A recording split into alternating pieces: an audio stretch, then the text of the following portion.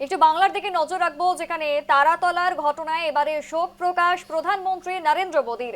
সেই সঙ্গে মৃতদের পরিবার প্রতি 2 লক্ষ ও আহতদের 50,000 টাকা আর্থিক সাহায্যের ঘোষণা করেছেন প্রধানমন্ত্রী।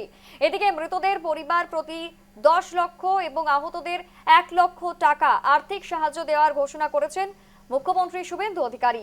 বিধানসভা অধিবেশনে সামগ্রিক পরিস্থিতি তুলে ধরার সময় ঘোষণা মুখ্যমন্ত্রীর।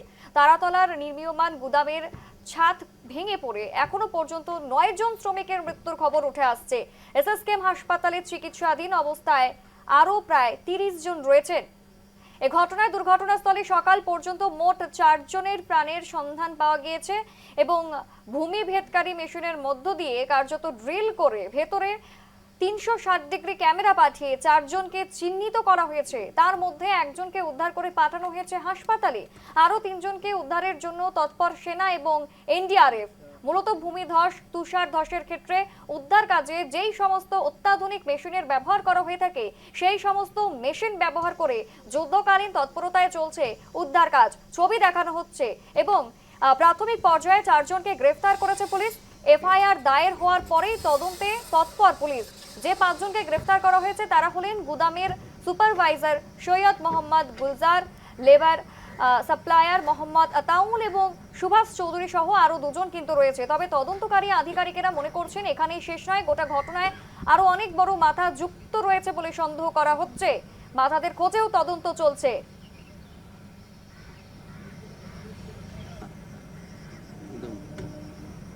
इंसिडेंट को बाद में मैं बहुत दुख आया, जो इतने सारे लोग उनका जो काम करने टाइम 12 बजे के बाद अचानक ये तोड़ फोड़ होके गिर गया।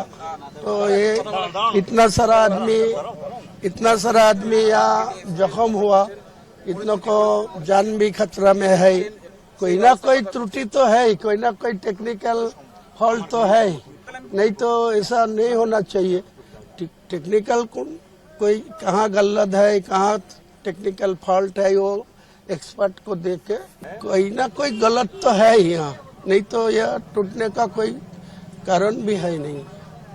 মানুষের ক্ষোভ আছে, তো তাদের আমলে এই ঘটনাগুলো ঘটেছে। আজকে যে দুর্ঘটনা ঘটছে তার জন্য দায়ী এরা কোনো না কোনো জায়গায় আছেন। এত বড় কনস্ট্রাকশন হচ্ছে, সেখানে এত কোম্পানি আছে, লোক আসছে, আপনাদের সঙ্গে উঠা বসা করছে লোকেরা, আর এই ধরনের 2 নম্বরই কাজ করছে, তার দায়টা কে নেবে? সমস্ত কিছু রিভিউ হয়ে তো বাড়ি হচ্ছে।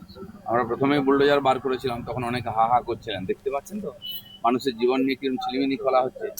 বাড়িটা কমপ্লিট হওয়ার পরে ওখানে কাজ শুরু হতো, তারপরে ভেঙে পড়তো, এরপরে তোর উপরে আরো ওজন চাপ, তখন কি হতো?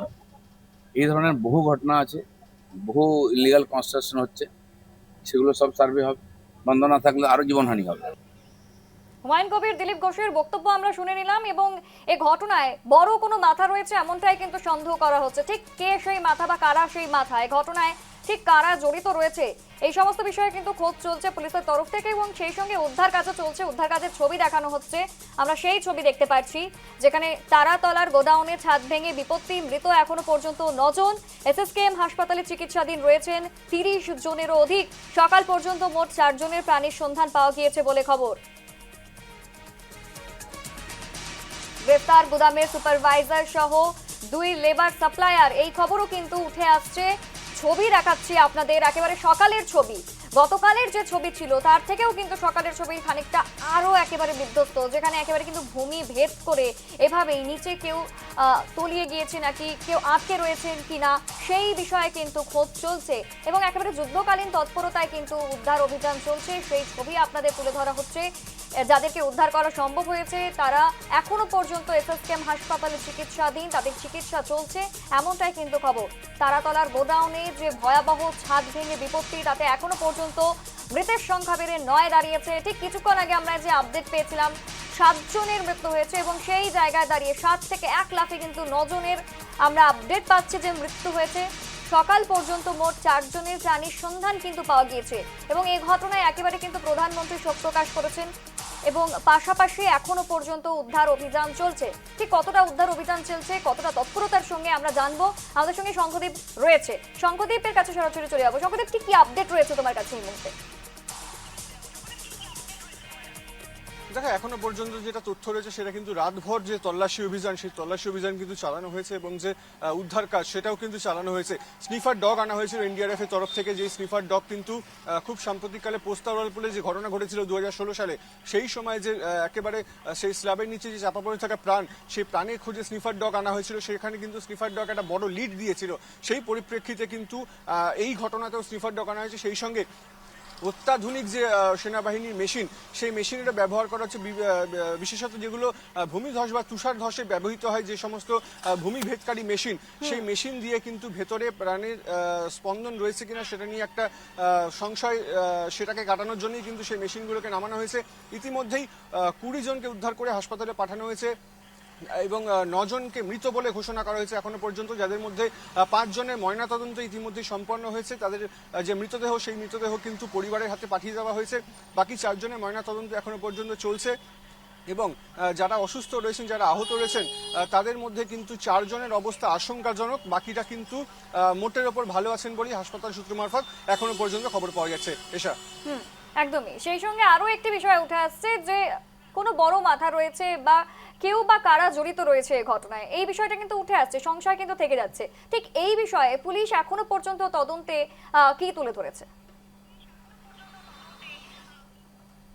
একেবারেই তাই। দেখো ইতিমধ্যেই কিন্তু ঘটনায় 4 জনকে গ্রেপ্তার করা হয়েছে। তার মধ্যে একজন সুপারভাইজার ছিলেন, লেবার সুপারভাইজার ছিলেন। 2 জন কিন্তু শ্রমিক, সেখানকার যিনি কর্মচারী, সেই কর্মচারী ছিলেন। তার সঙ্গে এই যে বেহেরা ব্রাদার্স, সেই বেহেরা ব্রাদার্সের একজন কর্ণধারকে কিন্তু ইতিমধ্যেই গ্রেপ্তার করা হয়েছে। গতকাল রাত্রিবেলায় তার যে বাসভবন, সেখান থেকে গ্রেপ্তার করা হয়েছে।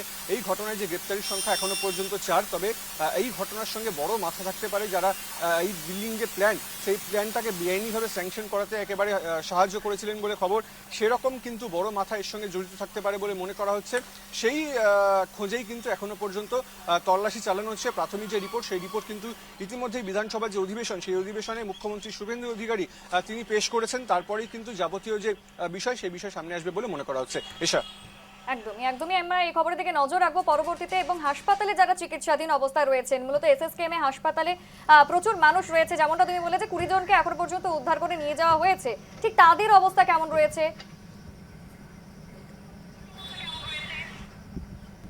20 জনের মধ্যে 4 জনের অবস্থা এখনো পর্যন্ত আশঙ্কাজনক বলে হাসপাতাল সূত্রে খবর এবং 16 জন তারা কিন্তু মোটের ওপর স্থিতিশীল আছে বলে এখনো পর্যন্ত জানা যাচ্ছে। 4 জনের মধ্যে 2 জনকে ইতিমধ্যে রেড জোনে রাখা হয়েছে এবং 2 জনকে আইসিসিউতে রাখা হয়েছে। তাদের কিন্তু কড়া পর্যবেক্ষণে রাখা হয়েছে যাতে কোনো রকম কোনো আর প্রাণহানি না ঘটে। সেই জন্যই কিন্তু যারা কর্তব্যরত চিকিৎসক রয়েছেন, তারা কিন্তু সেখানে তৎপর রয়েছেন। ঘটনার যে এসএসকেএম হাসপাতাল চত্বর, সেই হাসপাতাল চত্বরে কিছুক্ষণ আগেই স্বাস্থ্যমন্ত্রী শারদত্ত মুখোপাধ্যায় তিনি গিয়ে পুরো ব্যাপারটা স্ক্রুটিনি করেন, পুরো ব্যাপারটা খতিয়ে দেখেন এবং সেই রিপোর্ট কিন্তু তিনি মুখ্যমন্ত্রীকে দেবেন, এমনটাই জানা যাচ্ছে। সব মিলিয়ে এই যে ঘটনা, তৎপরতা, উদ্ধার কাজ বলো বা চিকিৎসা বলো, সমস্তটাই কিন্তু একেবারে জোর কদমে চলছে। এসা একদমই। তোমাকে ধন্যবাদ শঙ্কদীপ, এবং পরবর্তীতে কিন্তু আমরা অবশ্যই এর আপডেট তুলে ধরবো। ঠিক এখনো পর্যন্ত যেই ছবি আমরা দেখতে পাচ্ছি যে উদ্ধার কাজ চলছে এবং যুদ্ধকালীন তৎপরতায় কিন্তু সেই উদ্ধার কাজ চলছে, এবং পাশাপাশি যারা আহত অবস্থায় রয়েছেন তাদের যাতে আর প্রাণ না হারায়, তাদের যাতে প্রাণহানি না ঘটে, সেই চেষ্টা কিন্তু চালিয়ে যাচ্ছে চিকিৎসকেরা।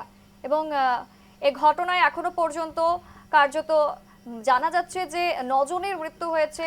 মৃতের সংখ্যা যাতে আর না বাড়ে, সেই আশায়, সেই প্রার্থনা কিন্তু সর্বতরফ থেকে, সর্বমহল থেকে করা হচ্ছে।